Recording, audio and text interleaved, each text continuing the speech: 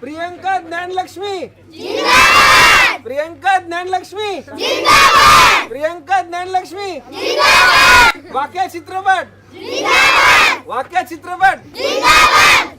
नमस्कार. आज आपल्या समोर आहेत प्रियंका ज्ञानलक्ष्मी, ज्यांनी वाक्या चित्रपटात प्रमुख भूमिका म्हणून काम केलंय. त्यांचं आपण स्वागत करूयात.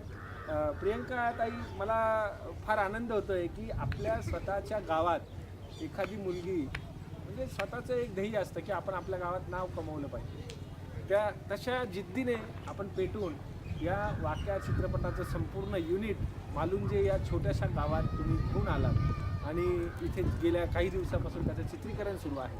प्रथमतः तर मी तुमचं स्वागत करतो आणि मला असं विचारावंसं वाटतं की वाक्या चित्रपट या चित्रपटात काम करताना आपण कुठली भूमिका केली? प्रथम खूप आनंद होतो की हे सगळं शूट माझ्या गावात होतं. ॲक्च्युली या सिनेमाच्या शूटिंगसाठी आम्ही बरीच गावं पाहिली, जवळजवळ 120 गावांचं संशोधन केलं, पण हवं तसं लोकेशन मिळतच नव्हतं. मी जस्ट म्हटलं की माझं गाव आहे, तुम्ही बघून घ्या. ते डिरेक्टर पण खूप उत्सुक झाले. ते म्हणत ठीक आहे, बघूयात. आम्ही आलो बघायला इथे, कॅमेरामॅन आमचे डिरेक्टर, आणि त्यांना हे गाव इतकं आवडलं की अगदी 90% शूट त्याच गावात होतं त्यांना कळलं लोकेशनच्या. आणि वाक्या चित्रपटात मी पोतराजाची जी बायको आहे सुशी, त्या सुशीचं करते. सुशीची नेमकी भूमिका काय आहे या चित्रपटात? ॲक्च्युली घुमे आणि सुशी यांचा जो मुलगा आहे आणि दोघांचाही खूप असं स्ट्रगल चालू आहे मुलाला शाळेत घेण्यासाठी. तर घरामध्ये नवऱ्यालाच पाठिंबा देणं आणि नवरा आणि सासरा या दोघांमध्ये जी चढाओढ आहे भांडणाची किंवा शाब्दिक गुंतागुंत, ती सोडवणं आणि मग पूर्ण संसार बघणं म्हणा किंवा मदान मागणं, हा त्याचा तो स्ट्रगल चालू असतो. म्हणजे तुम्ही डोक्यावर थेट ते हे मदान मागण्याचं जे काय, म्हणजे ढोलकी वगैरे घेऊन आम्ही याच्यासाठी अगदी 2 वर्ष आम्ही अभ्यास करतो या स्क्रिप्टचा. 2 वर्षांपूर्वी स्क्रिप्ट लिहून झाली. तर पोतराच्या घरामध्ये आम्ही जाऊन स्वतः राहिलो होतो. ती ढोलकी वाजवणं, ते 4-5 किलो तो जग उचलणं, डोक्यावरती ठेवणं, खूप अभ्यास केला. अगदी माझा को-आर्टिस्ट अभिजित कुलकर्णी हा माझा खूप जवळचा मित्र आहे. माझ्या इंडस्ट्रीत मी जेव्हा आले तेव्हा दीपक सरांनी मला 7-12 तासाबद्दल या सिनेमाचं लिखाण करण्याची जबाबदारी दिली. लिखाण मी करायची, पण सिनेमाचं ग्राफ काय असतो मला माहिती नव्हतं. पण जरी दीपक सर गुरु असले, ती गुरु किल्ली माझ्या हातात देण्यासाठी, तरी अभिजित कुलकर्णी माझा खूप चांगला मित्र म्हणून की तो दुसरा गुरु आहे माझा, की त्याने लिखाण करण्याला मला पाठिंबा दिला.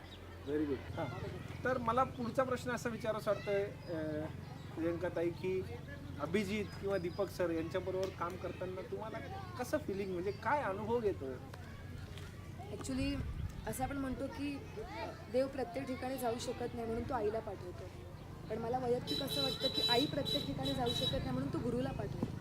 आणि ते गुरु म्हणजे आमचा दीपक सर. म्हणजे आज इंडस्ट्रीमध्ये मी 2.5 वर्ष थिएटर केलं, बरंच काही माझं स्ट्रगल चालू झालं, पण जेव्हा सिनेमात आले तेव्हा खरं सपोर्ट केला दीपक सरने. मी आज जी काही आले त्यांच्या सपोर्टमुळे आहे, त्यांच्या पाठिंब्यामुळे आहे. आणि इतका म्हणजे थोर व्यक्तिमत्व आहे ना ते, की अगदी शब्दही नाही, म्हणजे इतकं ते सांभाळून घेतात आम्हाला. म्हणजे लिखाणाची जबाबदारी पण दिली, तर लिखाण करून घेतलं आमच्याकडनं, अभिनय इतका चांगला करून घेतला. आणि ॲक्च्युली ही फिल्म म्हणा किंवा हे कॅरेक्टर म्हणा माझ्या पूर्ण आयुष्याला कलाटणी देणारं टर्निंग पॉईंट आहे माझ्या आयुष्यात. आतापर्यंत किती चित्रपट केले? 7वा चित्रपट. हा 7वा आहे. 7 चित्रपटातले प्रमुख कुठले, जे नावं सांगता येतील? 7-12 कसा बदलला हा चित्रपट मी स्वतः लिहिला. बरं, व्हेरी गुड. दीपक सरांनी ही फिल्म केली होती. त्याच्यामध्ये मी सेकंड लीड केला होता, पण नगरसेवकमध्ये मी पहिलं लीड केलं आहे. तुझ्या विनामध्ये मी लीड केलं, ती येत्या 25 ऑक्टोबरला रिलीज होते. आणि घुम्याची जी बायको आहे वाक्यामध्ये पण मी प्रमुख भूमिकेत दिसतो. वाक्यामध्ये आणखी कोण कोण आहे तुमच्या समोर? वाक्यामध्ये प्रेमा किरण आहेत, राज दत्ता आहेत, किशोरी शहाणे आहेत, गणेश यादव आहेत, अभिजित कुलकर्णी आणि आमचा छोटासा बाळ पंशुल. त्याची काय भूमिका आहे? पंशुल हाच मुलगा आहे? हा, हेच आमचं छोटंसं बाळ आहे. ओके, तिकडे बघा. हाच मुलगा भूमिका करतो. काय याची काय भूमिका? याची भूमिका आहे सोन्याची, माझा मुलगा सोन्या. आणि मला खूप सांगावंसं वाटतं याच्याबद्दल की एवढ्या लहान वयात सुद्धा या मुलाकडे इतके पेशन्स आहेत, इतकं त्याच्याकडे भरभरून कॉन्फिडंट आहे. म्हणजे अगदी टेकला तो ॲक्शन म्हणेपर्यंत रिहर्सल पण आमच्यासोबत करायचं होतं. त्याच्यामध्ये इतकं पेशन्स, म्हणजे लाईट ऑफ झाला की तो स्वतः म्हणायचा, शूटिंग संपलं का, त्याला इतकं तो सगळं शिकला, त्याला तो सेन्स आलेला आहे त्याला. आणि एवढ्या लहान वयामध्ये इतकं सगळं समजणं आणखी प्रमुख कुठले सिनियर कलाकार? राजदत्ता आहेत. खरं तर आमचं खूप नशीब आहे की राजदत्त या सिनेमात काम करतात आणि खूप मोठं व्यक्तिमत्व आहे ते. आणि मी खूप घाबरले होते की राजदत्तांसोबत काम कसं करणार, त्यांचा अनुभव कसा असेल. पण त्यांनी इतकं चांगल्या प्रकारे आम्हाला सांभाळून घेतलं म्हणजे आजोबांच्या रूपाने ते गेले 10-12 दिवसापासून आणि ते माझ्याच घरी राहिले होते ॲक्च्युली. खूप त्यांच्याकडनं त्यांच्या भूतकाळातले किस्से ऐकायला मिळाले, भविष्यातलं काय आहे, कसं घडायचं आहे, आर्टिस्टने कसं घडावं. त्यांनी मला कानामंत्र दिलं की फ्युचरच ब्राईट. त्यांच्याबरोबर आणखी कोण कोण सिनियर आर्टिस्ट आहे? प्रेमा किरण आहेत, त्यांच्यासोबत मी आधीही फिल्म केलं आणि गणेश यादव आहेत, त्यांच्यासोबतही आधी नगरसेवक नावाची फिल्म केली आणि किशोरी शहाणे आहेत. तुमचं नक्की टार्गेट काय आहे की तुमच्या गावात तुम्ही हा 7वा चित्रपट करताय, पण एक असं ध्येय असतं ना, जसं एक मराठी अभिनेत्री स्मिता पाटीलकडे जर बघायला गेलं तर तिने सुद्धा थिएटरपासून सुरुवात केली आणि खूप उंच पातळी गाठली होती. असं शिखर काय गाठायचं आहे नक्की तुम्हाला? ॲक्च्युली माझा आदर्श खरं तर स्मिता पाटील आहेत. त्यांना बघून मी मोठे होते, त्यांच्यातनं मी घडते, शिकते आणि जगते. म्हणजे त्या खूप थोर आहेत, त्यांच्याबद्दल बोलावं तेवढं कमी आहे. तर मला असं वाटतं की उगीच कुठल्या तरी इतर भूमिका करण्यापेक्षा अशा भूमिका कराव्या ज्या लोकांच्या लक्षात राहतील. आता स्मिता पाटील वयाच्या 30व्या वर्षी जगातनं गेल्या, पण आजही त्या लोकांच्या स्मरणात आहेत. म्हणजे वाक्या चित्रपट हा एक आर्ट फिल्म म्हणूनच वाक्या चित्रपट ही ॲक्च्युली कमर्शियल बेसवर फिल्म नाही, ही आर्ट फिल्म आहे. बरं. त्याच्यातनं मी दीपक सरांचे खूप आभार मानते की त्यांनी ह्या कॅरेक्टरसाठी माझी निवड केली. 2 वर्ष आम्ही याचा अभ्यास केला आणि स्मिताजी जेव्हा मी कॅमेऱ्यासमोर उभी राहायची तेव्हा स्मिताजी मला आठवायच्या.